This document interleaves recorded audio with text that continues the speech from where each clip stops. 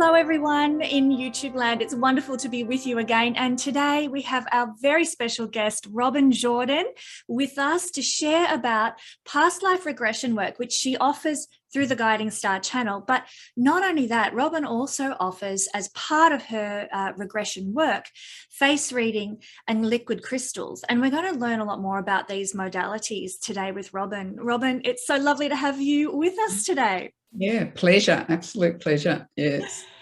Well, I'm excited to explore more of this sort of these topics because I want to know more about them. I particularly love past life regression work, but the face reading is quite captivating, and I'm really looking forward to talking to you about that. But I want to share, perhaps before we start, Robyn, how you and I met, because I think that was really foreordained, let's say, serendipitous. Years ago, when I was in my blonde Marilyn Monroe phase, I had to go to Melbourne for a particular job interview, and I thought, oh, I'm not going to stay in some random motel. I want to stay somewhere nice and give myself a night away from my single mother duties and everything.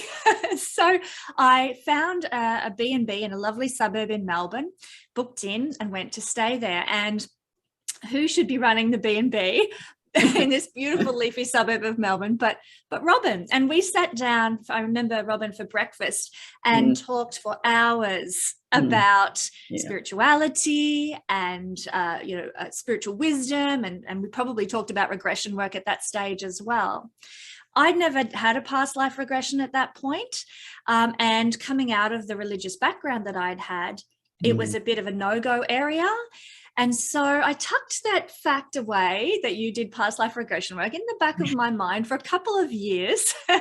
And I think it was 2 or 3 years later, I decided, you know what, I think I'm ready to go down that path and explore what this modality is all about. And I'm so glad I did, because it really changed my life. And since then, we've maintained a beautiful friendship, which I'm so pleased about, Robyn. Yes, beautiful. Yeah, very special.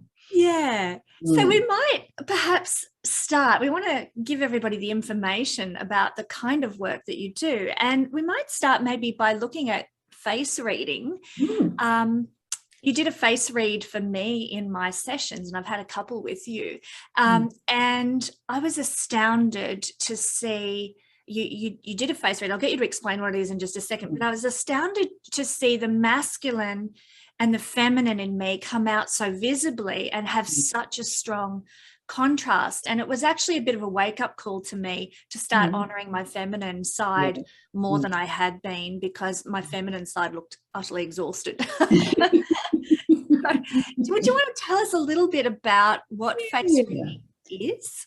So face reading is part of psychosomatic therapy. So when you read the face, you're reading the whole body. So psychosomatic therapy is about reading the whole body and just seeing, where are you at this point in time? What's occurring for you? Are you walking with you, or are you taking 2 directions? So it's a way of seeing how integrated you actually are in a very physical sense. Yes. And it goes deeper than physical. It'll go deeply into the emotional as well. So we're seeing deeper layers of ourselves. Yeah. So you can look at a person when you meet them, or or a photograph or something, and make an analysis of that person's well-being by assessing their face. Yeah, and my role with face reading with the past life regression is to know where someone is at that point in time. How do I need to be with them? How do I communicate with them, knowing what I'm seeing within the face? And so when I do it for the past life regression, I actually take a photo, and it splits that into a whole right-hand side of the face and a whole left-hand side of the face. So it mirrors the 2 halves. Yeah, it mirrors the 2. So when you look, you can see the whole face, and you look, and the immediate response is, oh my goodness, is both of those really me? I am so different. Yes. So I use this as a way of connecting to the client, particularly the first time I meet them. Yeah. And you can do subsequent face splits for subsequent sessions. It can be in a week's time, or it could be in a month's or 6 months' time. And that person can then see the changes, the differences that have occurred, because the face will change. It can change just in a moment. As I recognise a part of who you are and I express it, I can see the changes occurring in some cases immediately in the face. Wow. Yeah. Wow. Yeah. So it's as much an energy thing then as it is a physical thing. Absolutely. Absolutely. So my role with using the face reading is, first of all, to meet that person. It's quite an intimate space, but it's also a safe space. And it's sometimes the first time someone's been recognised for who they are, how they are. And so I'm seeing the inner feminine expression, the outer masculine expression. Do they walk together? Yeah. Or do they take two different paths? And really what it's creating as I'm working through it is for me to hear that person's language, because what we're working towards are intention or intentions of what to work with in a past life. So it's an inspiration of being able to see that person and begin to bring the language out, because that's my role, to hear their language. What is it they are wanting to work with? Where are they on their pathway? And so we slowly but surely, within reading the face, so it keeps flowing on, and we might take some diversions off and begin to ask other questions. So, what happened in your childhood? What happened in your adulthood? What are your defeats and disappointments? What are your inspirations? So it's like this constant flow of language that it's bringing out. It's incredibly individual. It's for that person. And eventually doing that, we get to a point of saying, this is what you desire to work with in this session. Yeah. That's amazing. So it's what you do is so much more than, say, just put people into sort of that, I guess, hypnotic state of a past life regression. There's so much psychological counselling then that comes into that through the face reading and through understanding where a person is journeying. Yeah, it's they're meeting themselves. Yeah, yeah. They're realising where they are on the journey. They're creating understandings. Well, this is what I can see what's happening for me. This is what I want to work with. Yeah. It's all of those things. So it's got this free flow that sits there as you keep meeting different parts of the face. Because when we look at a face, we've got the mental, and then the emotional, and then the physical. So we're seeing in each of those spaces what's occurring. Does this person express themselves more from the emotional, more from the mental, more from the physical? So then as I'm working with them as a guide in their past life regression, I'm aware of all those components of them. How are they going to express? And then therefore the questions that I ask as I guide them through their journey has been made relevant by me meeting them in that face reading. That's wonderful. And I think that's the big point of difference with getting a professional past life regression work with you than just jumping onto something on YouTube that will sort of try to regress you through a meditation kind of thing. This is so much more powerful and deep work, which is why I know when I have worked with you, I get far more out of it than when I, just jump onto some YouTube clip. Yeah. It has to have that sensitivity and that individuality, that that connection is so incredibly special. You know, this is a soul. You're meeting a soul on a human journey. Yeah. And we know that all the answers are there in the subconscious. But because we have the propensity to sit in our mental state, Yes, we don't go there.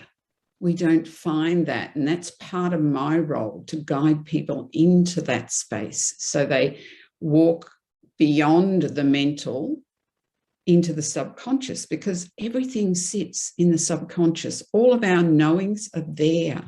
It's just now we access them. Yes. Oh, wonderful. So you are able, through the face reading, to read what is being suppressed in a person then? Absolutely. What they're denying. That is powerful. Yes. And that creates my sensitive connection to them. Wow. That's what's important. Yeah. I'm there to hold that space for them. They're taking their own journey. Yeah. I'm there as the guide, guiding them through the journey, whatever life they choose to step into, whatever they're desiring to work with. I'm there as the guide, but I have that as a knowing as I work with them. And I love how you do that, Robyn. Just as someone who has worked with you on a number of occasions, I find that you don't plant ideas in my head about what I need to explore. You totally allow me to tell the story and go on the journey. Yes. And the questions you ask are so perfectly attuned to do that without, the power of suggestion or anything. It's just those tell me more. Where are you? Where are you now? What are you wearing? Those questions that get us to go deeper.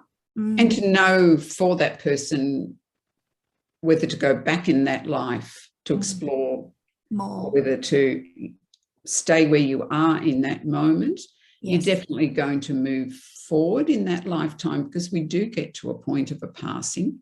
That's part of what past life regression is about, because then we go into the healing beyond that lifetime in relation to what occurred in that lifetime. And that's the powerful thing, isn't it? To be able to go back to where, well, for example, you had a wound that needs now to be healed because you're still carrying it with you, but also the joyous things. And not all past life regressions are all, worry and trauma. No, they are not. Absolutely not. And I'm hoping I can share some of the stories of some of my clients. I would love you to do that right now, Robyn. If you okay, all right. Let's go there. I have a little reference here because there's, there is the amount of detail that occurs in them. Yeah. I mean, I have a whole library of stories. Like there's a plethora of stories. So I'm wanting to share the differences, the different ways that past life can work with a client. Yes. And face reading as a part of that too. Yeah. Yes. Yes, it is. It is. The face reading has brought the client to the point, along with the discussions of what has happened in their life, to the point of what are the intention we're going to work with. Yeah. And then we go through the lifetime to the passing, and then you move into the lower and upper Bardo to do the deep work. And just for people who aren't aware, the Bardo State is... Do you want to explain that? Okay. It's that, like that space between being in a lifetime and then working with the energies of what has come through. So if you're working with the lower Bardo, and as I go through these stories here, you'll see how it plays out in reality. You find that there are opportunities. So we call the Bardo, the lower Bardo and the higher Bardo, they're the safe place to be. It's a safe place to explore. So we've had the journey, we've had the soul leave the body, and now the soul wants to explore what was relevant from that lifetime. And that soul is part of who we are. So you go into the lower Bardo, and in that, you know, if there have been injuries to people, there are psychic surgeons that can do work on the body to heal it. If there have been people that they've met and there's been deep grief over the losing of them in that lifetime, they can ask for them to come in and re-meet. There's some beautiful reunions occur in the Bardo, particularly in the lower Bardo, where they're exploring. If there have been lifetimes where they have been hurt in so many ways, they can ask the perpetrator to come in, and then they have the right to ask the questions, you know, why did you do it? Why did you leave me there? Why did you hurt me? All of those things. And so it's part of that reunion and that gaining of understanding. Some clients spend very little time in the lower Bardo. They go quickly to the higher Bardo because they don't need to do that. They have the answer. They then go into that higher realm. Yeah. And enjoy all of the release that occurs within that, all of the wisdom, all of the love that occurs within that. Right. So that's it in a confined way, but, you know, it is in the experience. Yeah. One of my regressions was an absolutely beautiful past life experience. And I remember, this was a couple of years ago with you, yeah. I remember must have been in the higher Bardo state afterwards, and you were trying to wrap the session up, and I'm like, no, I'm not coming in. I don't want to stay. Because the amount of love that I experienced, like the feeling of love that I had in that space, was like nothing I've ever experienced on earth before. And if that is what is out there in, you know, the spiritual realm available for us, I just want to be there all the time. It was utterly incredible. And, you know, I just want regressions all day, every day, so I can be there. I'm here. No, it's great. So tell us, like, we're going to go into some stories about some of the stories, if you like, that it was fascinating. I was working with this particular lady just in the past week, and she was aware of a childhood trauma that became reignited by an adult trauma that had occurred for her just in that past week. And so she became aware of a childhood abuse incident by being by being in a car accident in this life. Wow. And so she wanted to work with the freeze and the shock and not being believed, and the whole energy that she had no idea the impact was coming. There was a funny little moment in that, because she is in America. She just laid down to begin the session, and we had the earthquake come through. Oh, here in Australia. Oh, wow. Yeah. And so my room's shaking, and you could hear these loud noises, etc.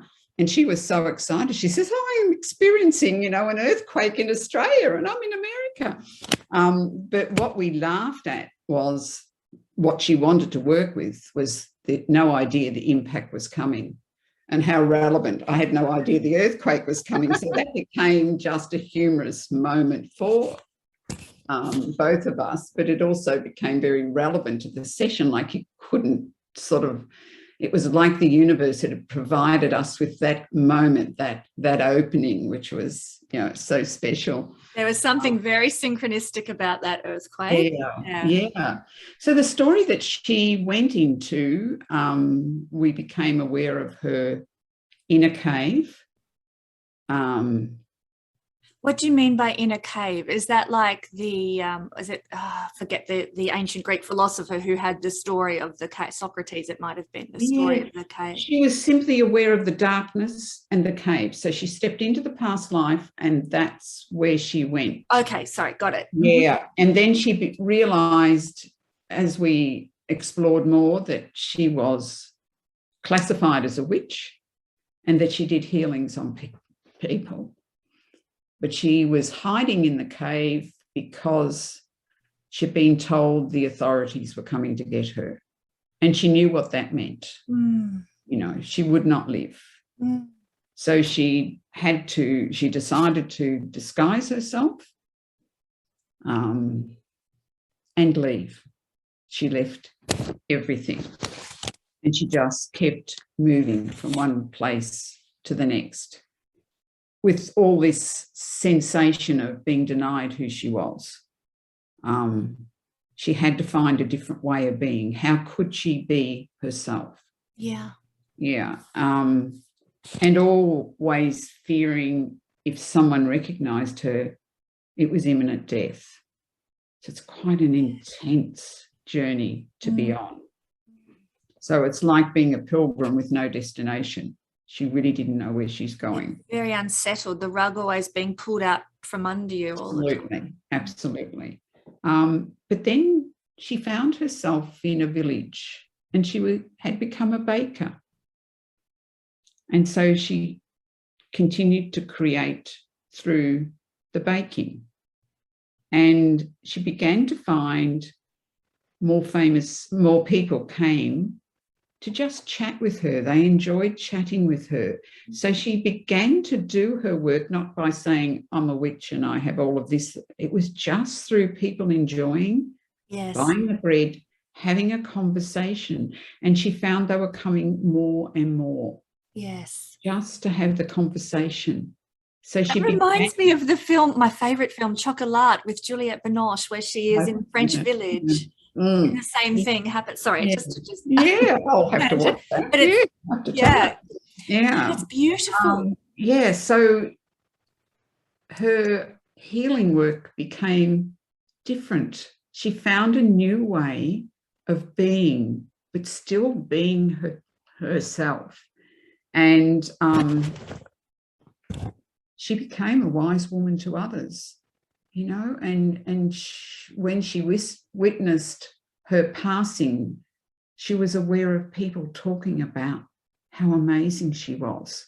And as she went into the lower Bardo, suddenly she didn't even have to ask them in. All the people who had had healings with her when she was the witch and then as the bread maker, they came in. So she was surrounded by people who appreciated her, who loved her.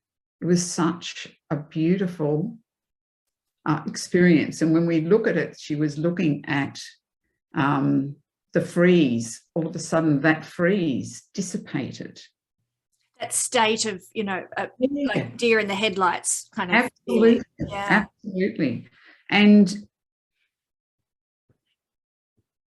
she had died a very peaceful death herself. In the previous life, In that previous life. And she concluded for her present life that she was learning she could do things in different ways and create what she desired, you know, that there's many ways of being seen. It's not about conforming and being controlled, but it was about being proud of who she was and expressing it in a way that worked for her in that moment. And so in the lower Bardo, when the perpetrators came in, the ones who wanted to burn her at the stake, you know, their answer was, well, we were just following orders. And then as she spoke more about the impact and what occurred for her, they began to sense the shame of what they did. So we're seeing that healing occurring both ways. and just for her to hear the amazing lives of other people as a result of her wisdom and her healing was just amazing. It must have been so uplifting. I can only imagine. It was hugely uplifting for her. So she could move. She was so grateful for those insights, and then she just free flowed into the higher Bardo, and she sat with that essence of the healer, but also realizing the importance of putting self first. So as she moved into her present life, that was her greatest awareness, putting myself first and being who I am, and then it will flow from there. How wonderful. What an empowering experience that must have been. Yes, it was beautiful for her. I was very excited. Do you know what I love in that story as well, Robyn, is that and we can probably take something from this, all of us in the world at the moment, that things might seem like they're going bonkers crazy and the rug's been pulled out from under us, and yet it can be turned into something beautiful. It doesn't mean that all of life is going to be this horrible state of being, you know, that there is, you can have a beautiful life even if there is upheaval. I like that. I need that right now. So thank you for sharing that story. That's like when you can share those journeys, it is inspiring for other people. They begin to see where they are within it as well. It's inspiring for me too. Yeah. I have very emotional experience as I see this unfolding. You know, it's such a joy. It's such a beautiful moment. Yeah, beautiful work that you do. And do you feel the energy as well? Like that energy of that past life must be very present in in your field as you're doing that. So absolutely. Yeah. Do you have more stories? I love a story. For the astrologers out there, I have Mercury in Cancer, which usually means we like to learn new things by hearing stories and relating to things at an emotional level. So for all the Mercury in Cancer people, we keep the stories coming. We love them. The second lady, this was based more around a physical ailment. So she'd had neck and shoulder pain most of her life. And no matter what she did, it remained with her. And it was, you know, creating some frustration. But there was also underlying this, it had come up on other occasions, was this healing karma with men and close relationships where she felt alone, she felt isolated. And then she realized that, you know, this is working with the relationship she has with self. So that's what we went into. And it was fascinating because in some lives we're female, in some lives we're male. And even though she's working with this male healing karma, she is a male in this particular life. So she's in an era of being with it was like a family group, and they fixed cards. So she was part of a team, had been doing this from being a young boy, and had got to the point where he married. And then as time went on, there were no children. And then one day his wife got up and left him.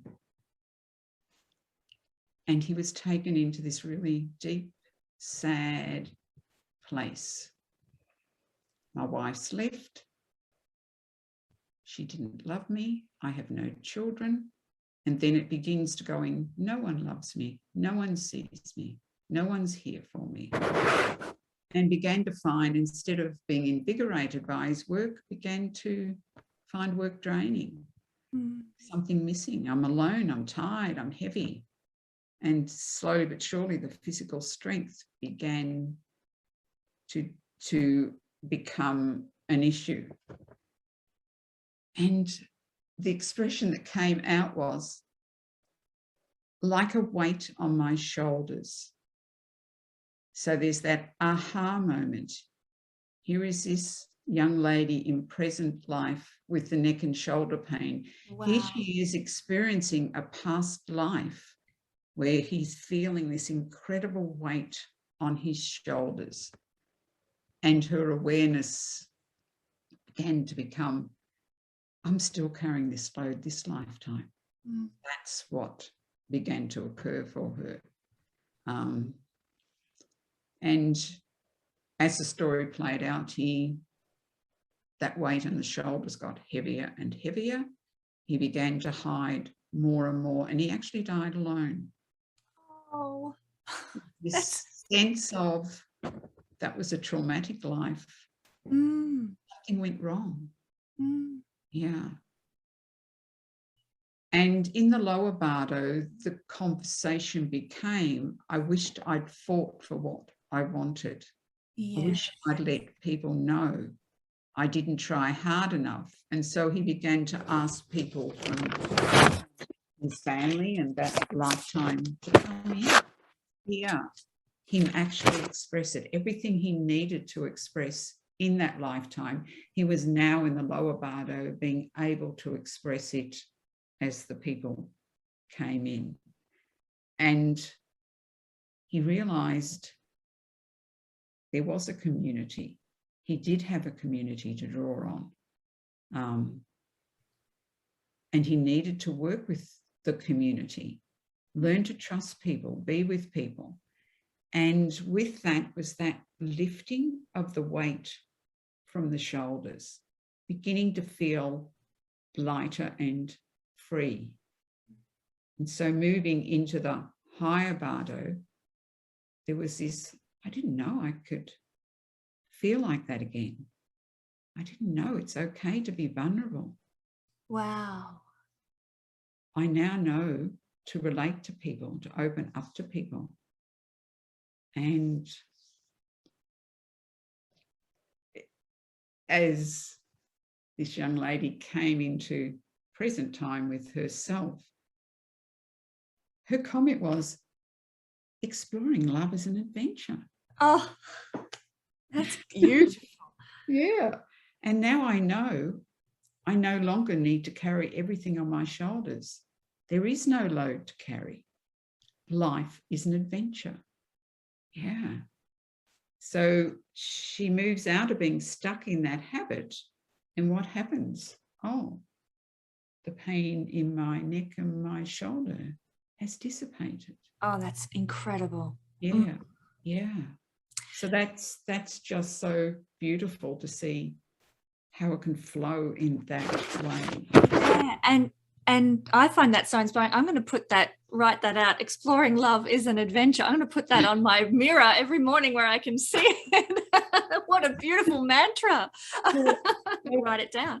So our third lady, she decided she just wanted to meet a joyful, loving lifetime, something that was soothing and remote. She used the word lull and nature.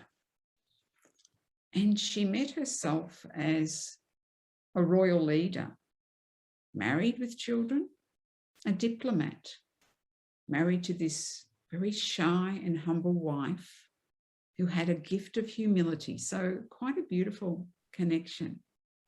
And there was equality in the relationship. They were happy, they were laughing. There were grandchildren, and the role was, as a male, was to just keep working in the field of diplomacy with the community. So he had this very nurturing family life, and he was a diplomat. So he had this, and as a royal leader, he was honoured. And then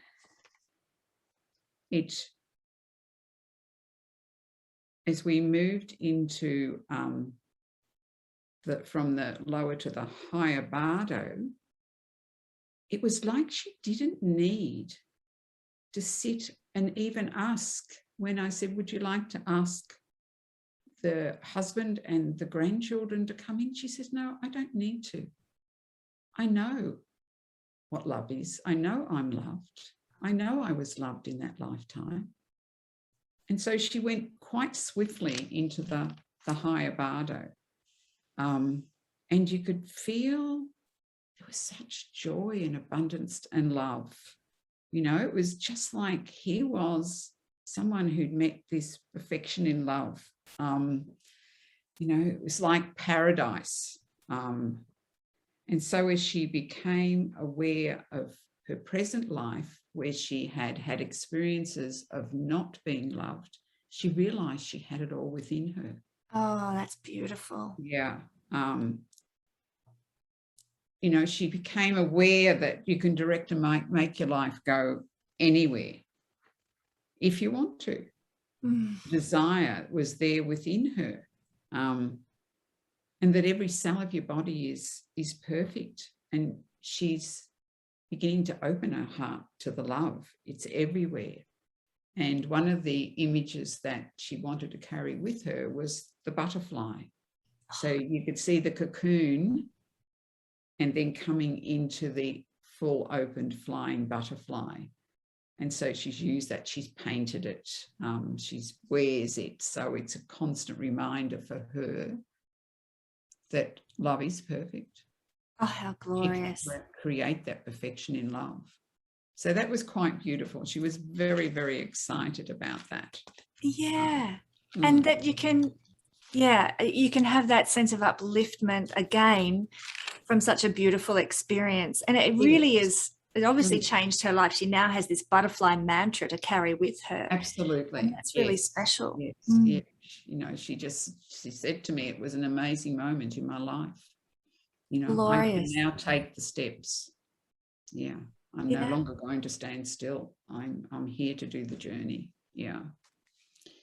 The other thing that can happen with past lives, and this happened with a young lady, is that people sometimes go into future possible lives. Wow. So this young lady had entered this lifetime with, it was a birth of distress, premature, unwell, family deserted her. She still had to sit within cultural expectations. So this is when she was young in this lifetime? In this lifetime, yeah. That was how this lifetime was for her. Right. So she was on a journey to find herself within this.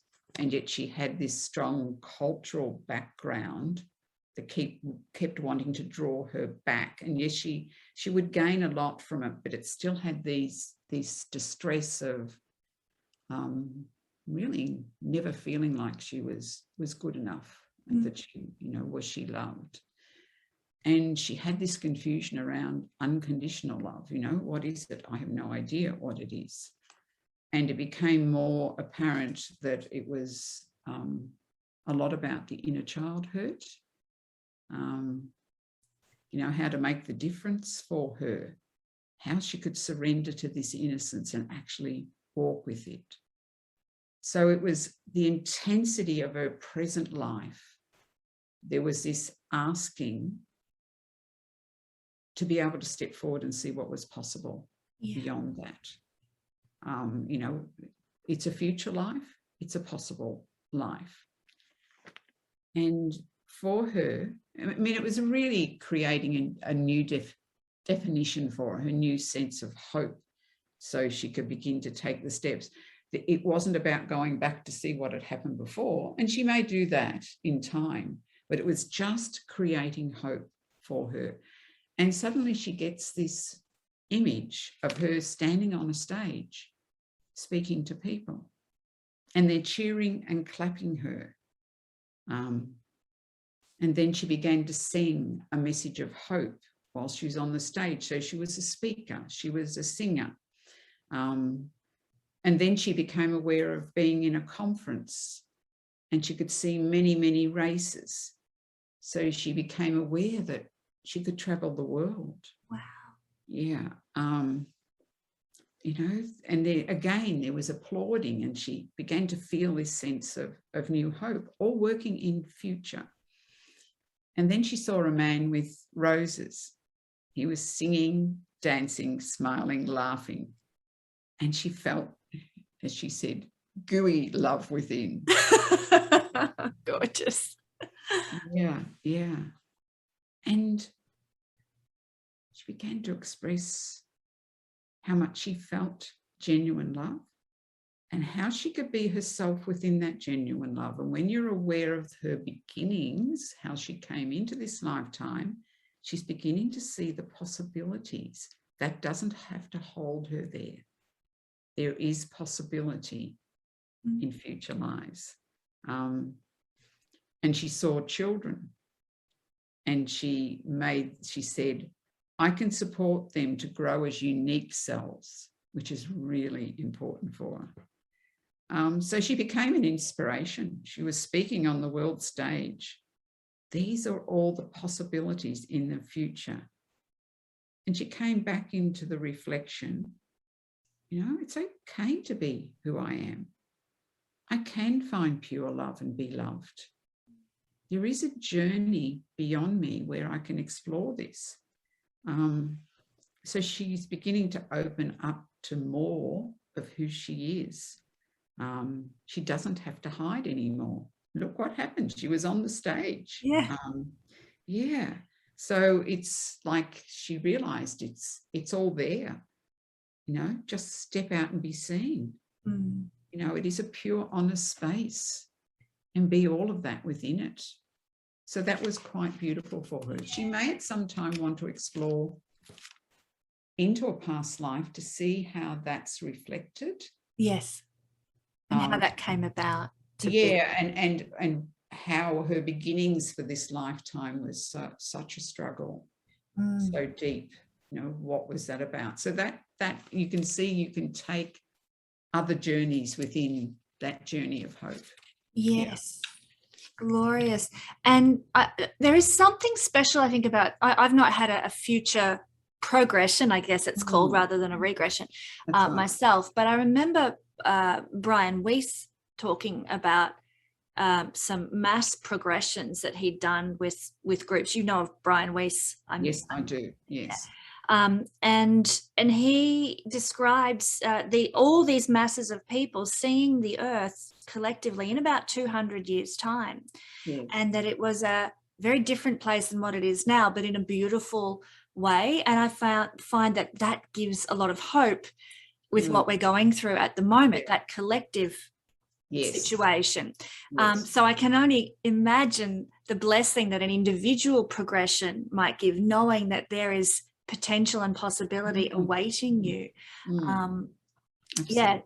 So I wanted to mention that one because I think we could all use a bit of forward-looking hope right now that this is not all there is in the state of the world as it is at this time. So we can emerge out of this difficulty, as you've just described for this wonderful young person. Yeah. There was another lady who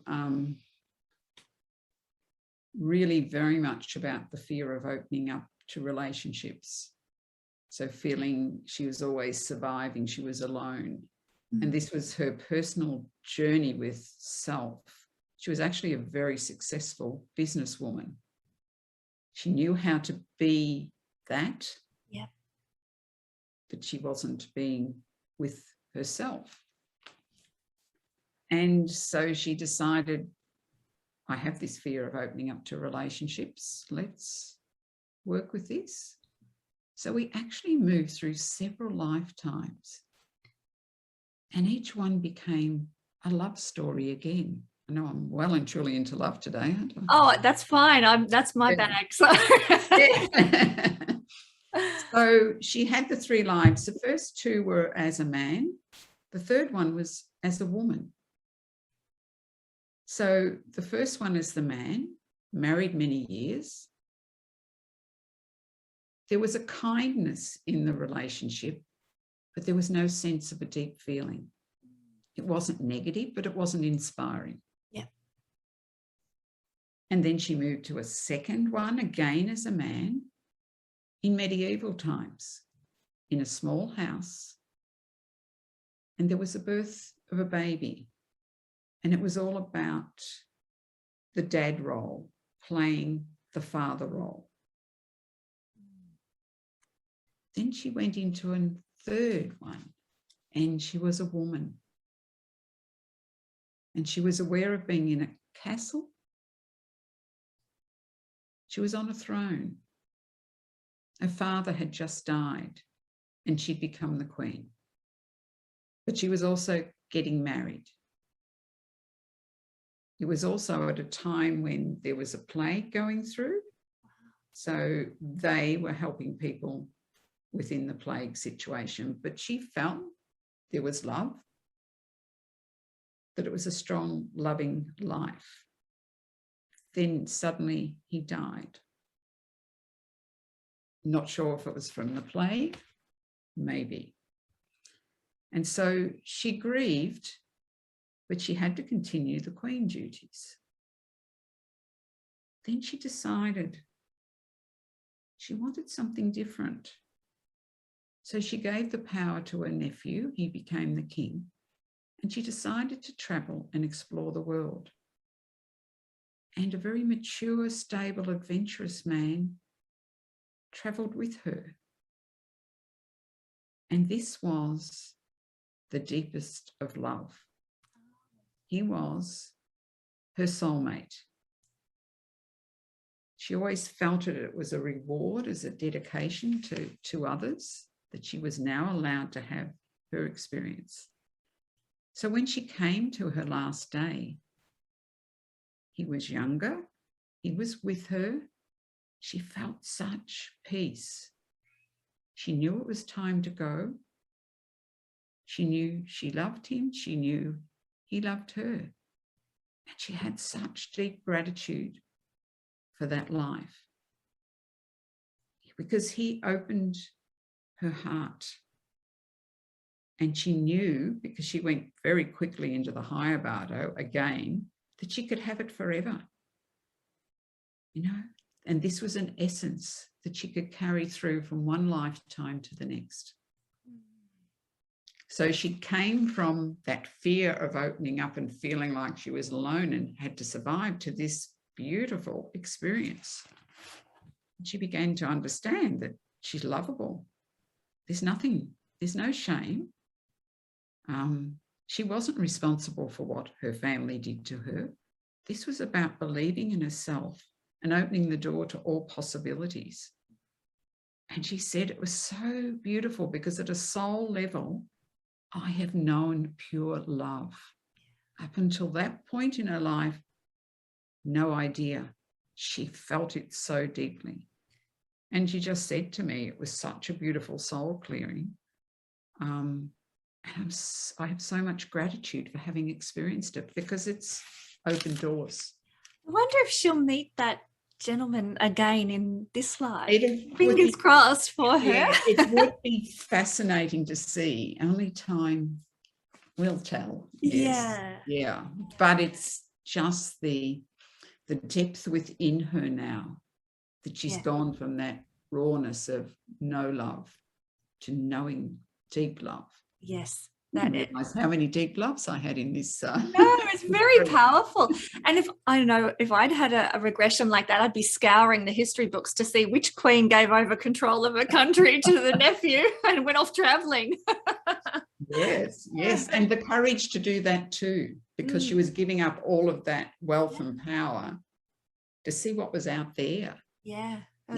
And that's, for this lady, that's what it's about. Yeah, she's very successful in her work life, but now let's look for what else is out there for her own personal journey.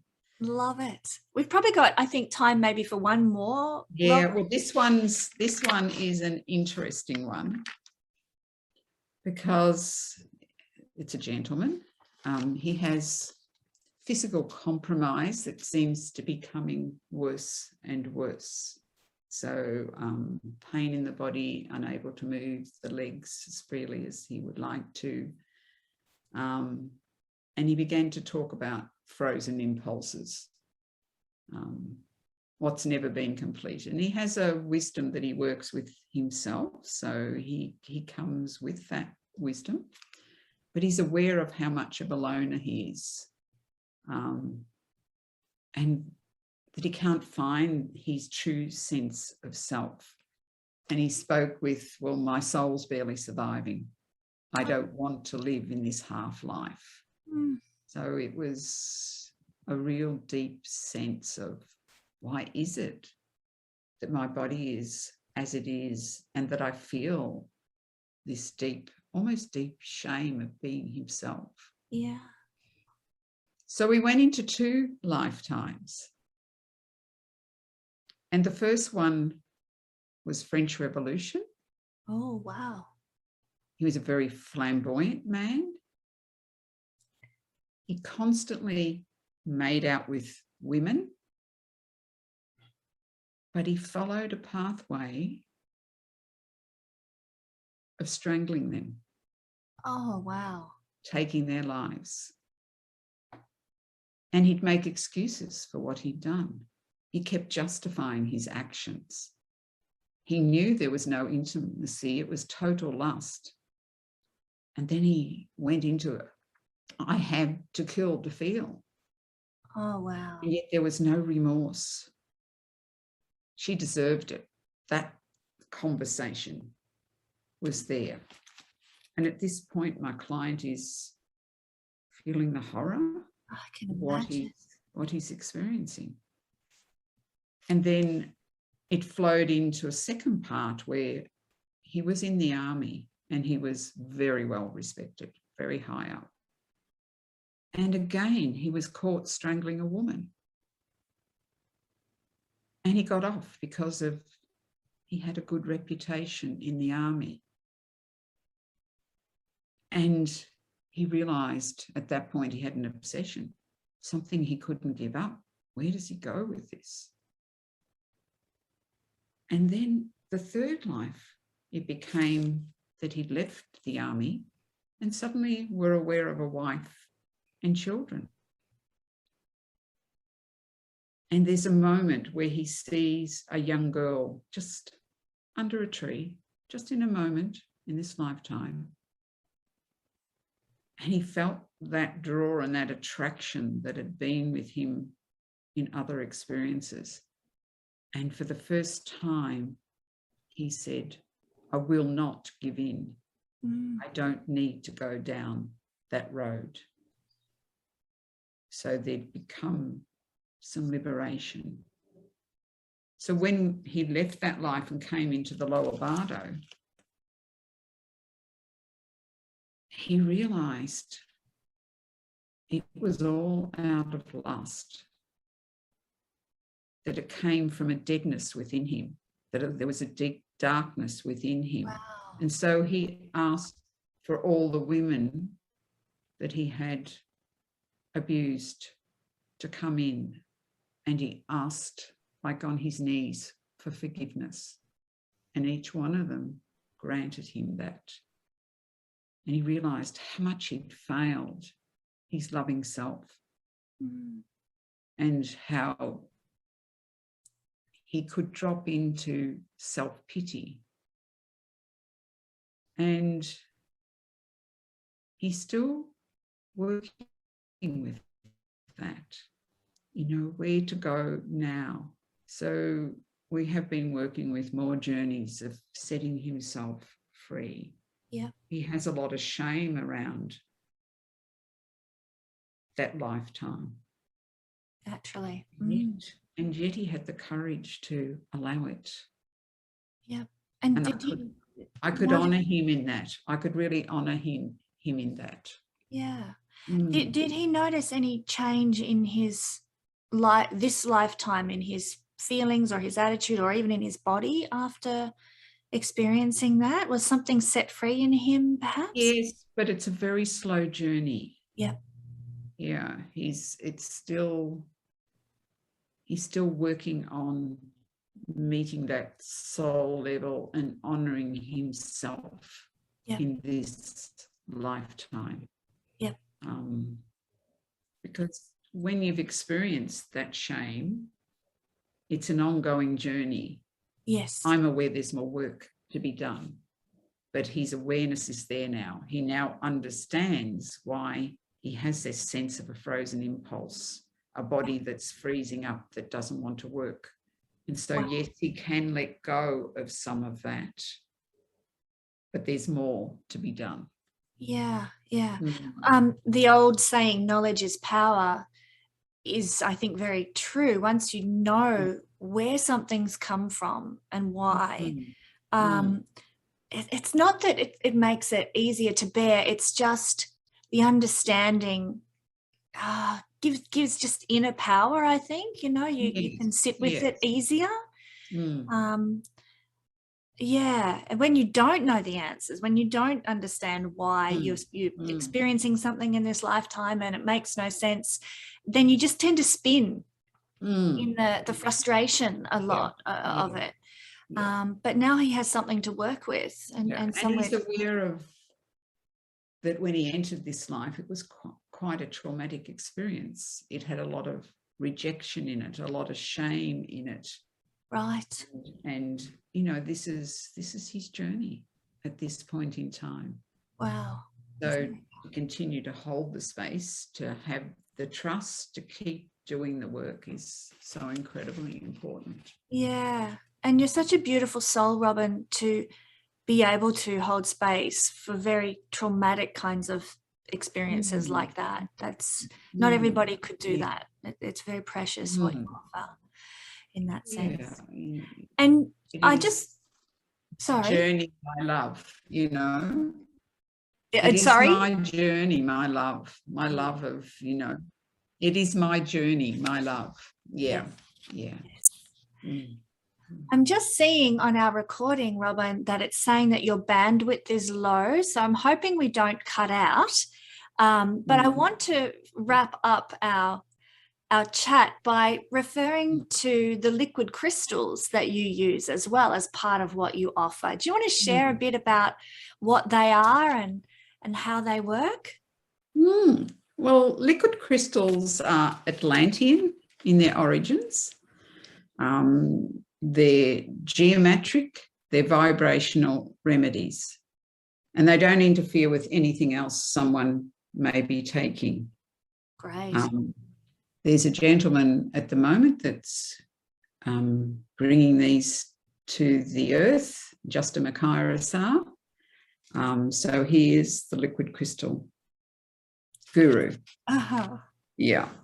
So they're made from Earth's metals, minerals, and crystals, and they are change facilitators. So they're organic, they're natural, they're holistic, and they're vibrational. And that's the difference, is they are vibrational. It's probably the first vibrational healing modality on Earth. Wow. So how I work with them, there are 77 crystals and there are 11 directives. And when we come to the completion of a past life, I simply ask that the clients choose 3 cards, because it comes with a book and cards. Oh, great. Just to express the essence of their journey. And we make up the crystals to take. So they will choose something that speaks to them about what happened in the journey. So they become a support as part of their ongoing learning from that journey.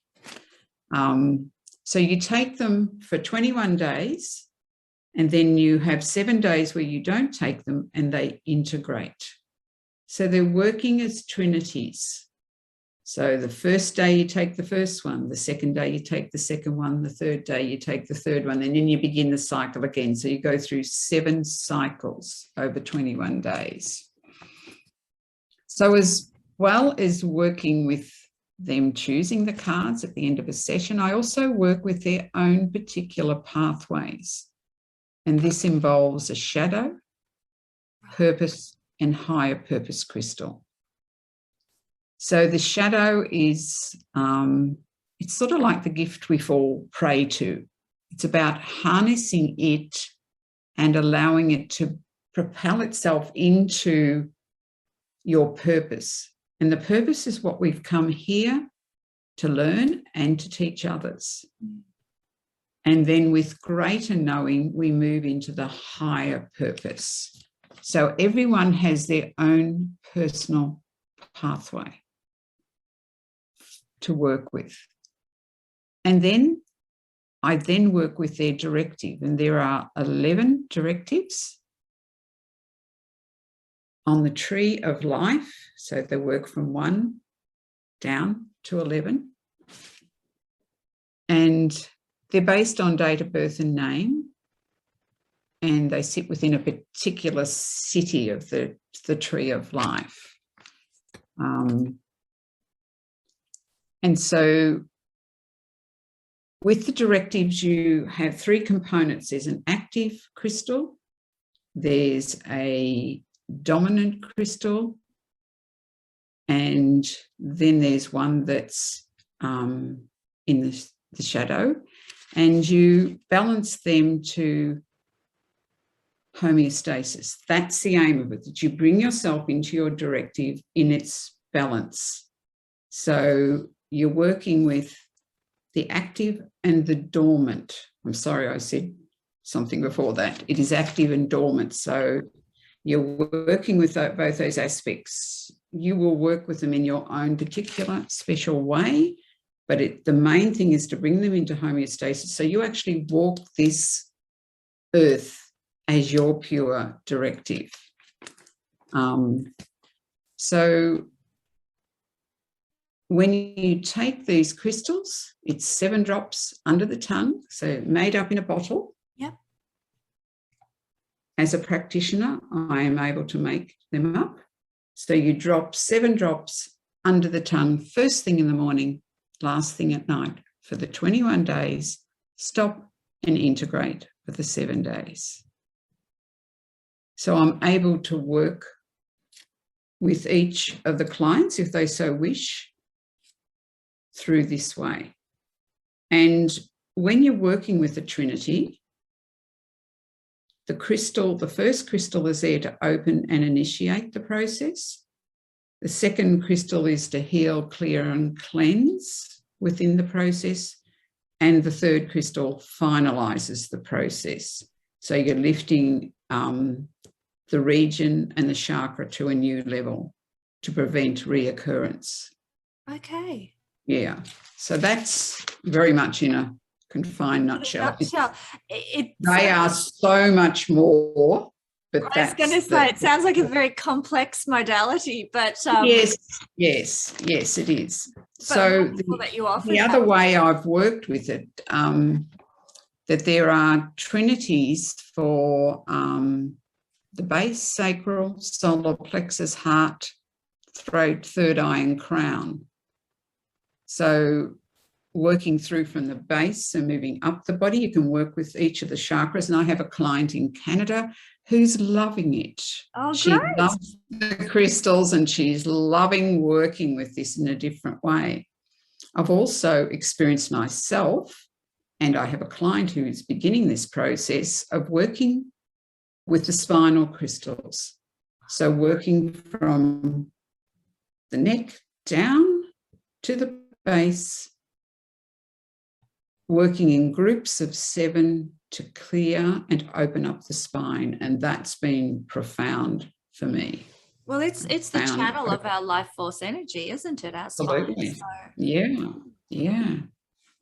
And because we're made up of minerals and we're about geometric structure, it works perfectly for us because we're meeting and we're changing the energy of the physical bodies, and we see that outward expression of healing.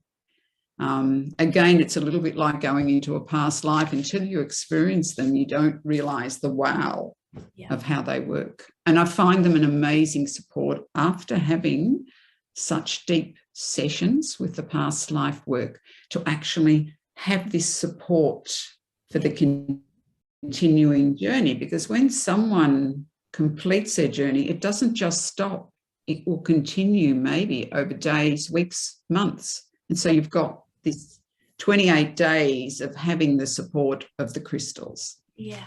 Mm. Beautiful. That's so lovely. Mm. So, Robyn, it's just such an amazing gift that you offer the world. It's truly beautiful. And I'm very humbled and privileged to have your work available through the Guiding Star website.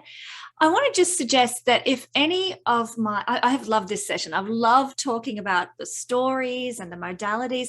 And if any of my viewers have questions about the process, leave them in the comments section below, and we might do a video, maybe in 6 months' time or something, and talk and together again, share some more stories, and maybe answer some of the questions people have about past life regression work or liquid crystals or face reading, because there's such deep modalities, and you've said yourself you do very deep, intense, powerful work. So, if people have got questions about that, we're happy to explore.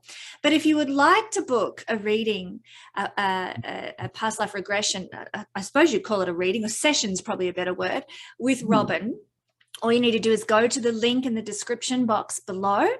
And she loves dealing with people from all over the world, because what she does, you can do by Zoom now, or Skype or whatever, which is amazing to be able to connect with people in all parts of the globe. I think we've all gone through a big change in the last couple of years with how we can offer our services. And we've realized that everything is energetic. So it really doesn't matter whereabouts on the earth you are, you can still energetically connect as needed with people. So that's really precious. So if you would like a past life regression reading, head to the website at the link below and book in with Robyn before she's all booked up. And I just want to say thank you so much, Robyn, for your time and your beautiful stories and just sharing your gorgeous energy with us today. I am truly grateful. It's been an absolute pleasure, and so exciting for me to actually share the stories, because that's where it is. That's where we get the understanding. I'm excited to see you all. Come and visit me, please. And stories are so powerful. Like, human beings are storytellers since the earliest days. So that we experience our lives almost as a story, or our past lives as a story, is a beautiful mechanism to use. So thank you once again, Robyn, and we'll catch you all next time we do a video with Robyn, and sending you all lots of love out there in YouTube land. Love to you all. Yes.